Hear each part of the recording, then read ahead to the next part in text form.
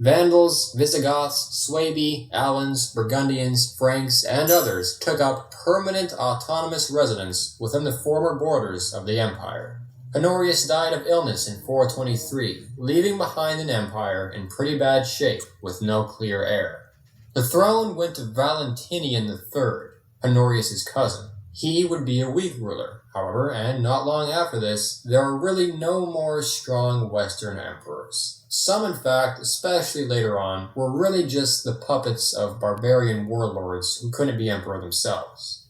In the 430s, North Africa was conquered by a Germanic tribe called the Vandals, who set up a kingdom in the region under a king named Gaiseric. This, while being a huge loss of territory, also cut off the food supply to Rome, as North Africa had been a major breadbasket for the empire. In the 450s, Rome received another devastating blow, as the Huns finally launched a massive invasion of the Western Empire, now under a fearsome ruler named Attila. The Huns had been harassing the Eastern Empire for years. Now, Attila, having received a marriage offer from a traitorous Roman princess, was likely going for the heart of the dying Western Empire itself. He would be stopped, however, by another of what historians call the last of the Romans, Flavius Aetius. A coalition of tribes such as the Franks, Visigoths, Alans, Burgundians, and Celts, along with the Romans, assembled under Aetius and met the Huns at the Battle of the Catalaunian Plains in 451 AD. Rome and its barbarian allies came out successful, though the battle was very costly. The following year, in 452, Attila invaded the empire again, this time focusing on Italy. But, for unknown reasons, he turned back after meeting with Pope Leo. We don't know what was said exactly in the meeting between Pope Leo and Attila the Hun, but likely either disease was ravaging Attila's forces or there was a lack of necessary supplies to continue the war. Shortly after, the Hunnic Empire collapsed. The year after that, Aetius was assassinated by Valentinian III, who feared his power. And the year after that, Valentinian was assassinated by Aetius's former men. Following these events, it is painfully clear that Rome was too weak to hold itself up. The gradual loss of territory to foreign invaders began to pick up. In 455, in fact, the Vandals sailed across the Mediterranean and sacked Rome again. As the foundations of the empire began to break down, in 476, the stage was set for the final act. A general of the Roman Federati, Odoacer, overthrew Rome's last Western emperor, the young, ironically named Romulus Augustus. He spared the boy's life, but did not claim the title of Roman Emperor. Instead, he sent the imperial regalia to the Eastern Emperor Zeno, saying it was no longer necessary, as the West no longer needed an emperor. The Western Roman Empire, which had stood for over 1,000 years, had fallen. Odoacer then began to form his own kingdom in Italy, amid all the others forming in the corpse of the former Western Empire. It's easy for us to look back on Rome and look at 476 as the defining moment that the Roman Empire fell. Almost as if one moment Rome was there, the next it was gone. But it is important. What comes into being from nothing will return to nothing. So be with you. So it will be with the godless, doomed to extinction. What a beautiful, beautiful scripture. You're doomed to extinction because you're godless. Excuse me. My nose is running. It got real cold out here.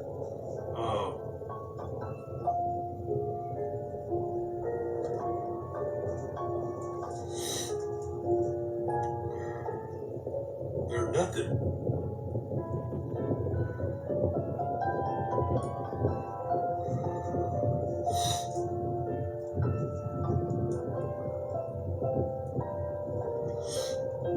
Let's go to Revelation chapter 13.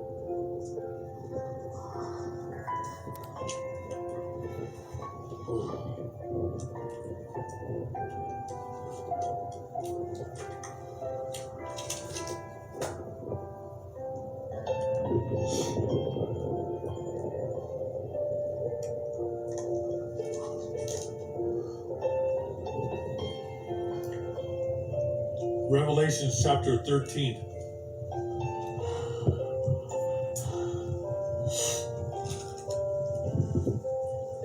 This is John the Revelator. Then I saw a beast coming up out of the sea, and it had 10 horns and 7 heads. On each of its horns there was a crown, and on each of its heads there was a name that was insulting to God Yahweh, Hashem, Yahweh Shai. And the beast looked like a leopard, and that leopard represents Greece, the Greco-Roman Empire.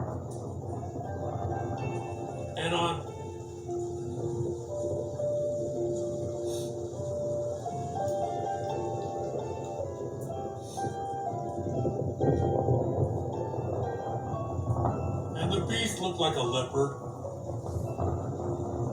with feet like a bear. And the feet of the bear is Russia.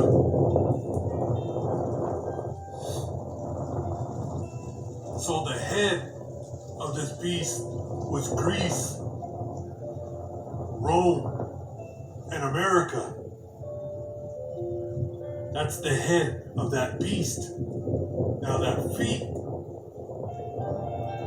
is Russia, because the head of that beast, of that Greco-Roman, Anglo-Saxon, America, the Zionist, that's the head.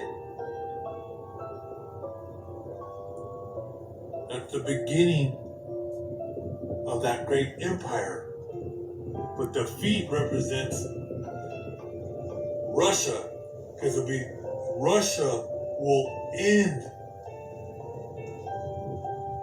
that Greco-Roman American Empire with thermonuclear missiles.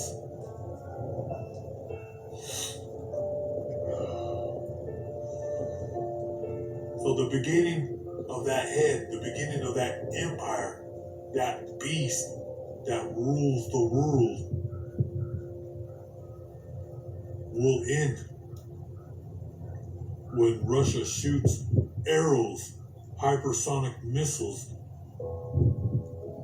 on America, and it will be its end. That's why it talks about the feet of a bear, because it will be the bear that nukes America to kingdom come.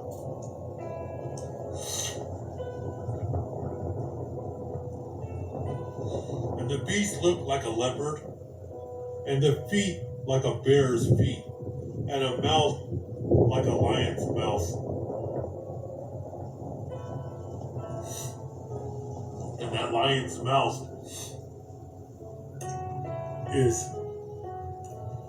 England. Okay? When you go to England,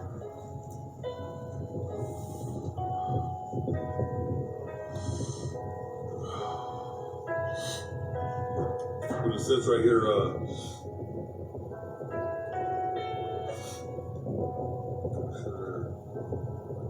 it looks like a leopard with the feet like a bear and the mouth like a lion's mouth.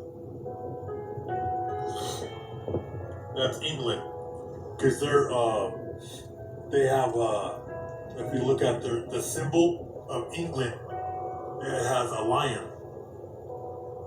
Okay, it has 3 lions are a national symbol of England, the royal coat of arms. And remember, England is part of the ancient Roman Empire. There was Italy, Spain, France, England, Portugal, all right, Germany. The whole Europe is that ancient Roman Empire, and America comes out of England. Okay.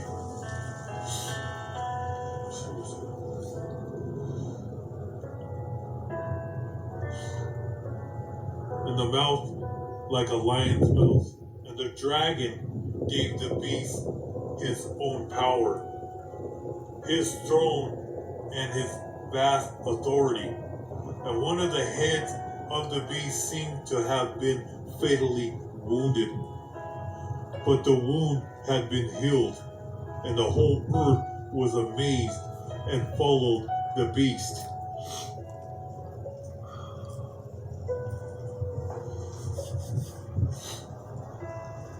I don't know about my hands are frozen.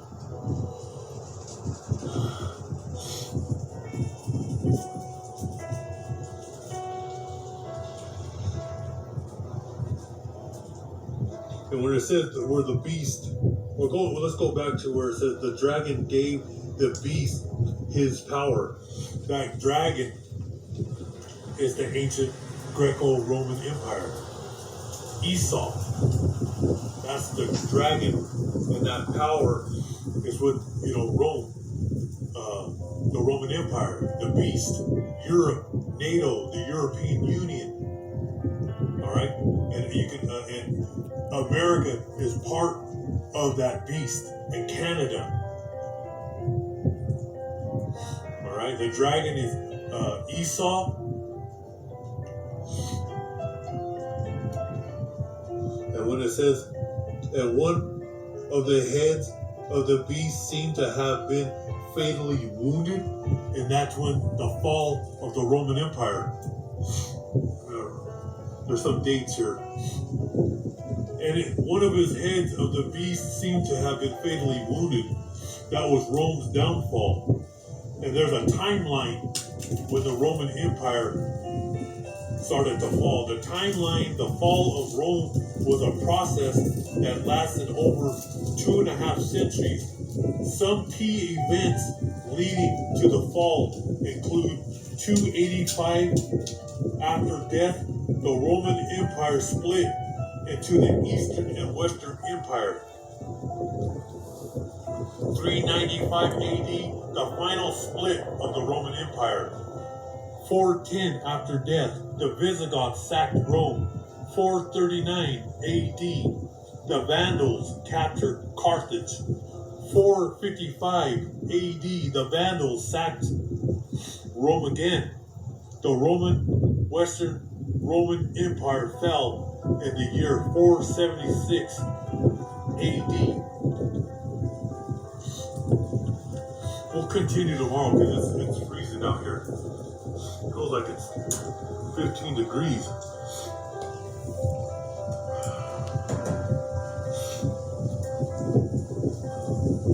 Hope all you brothers and sisters were edified.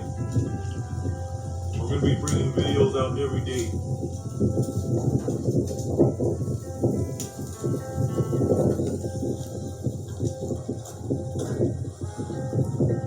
The water, brothers. Thank you. Thank you for watching. All praises.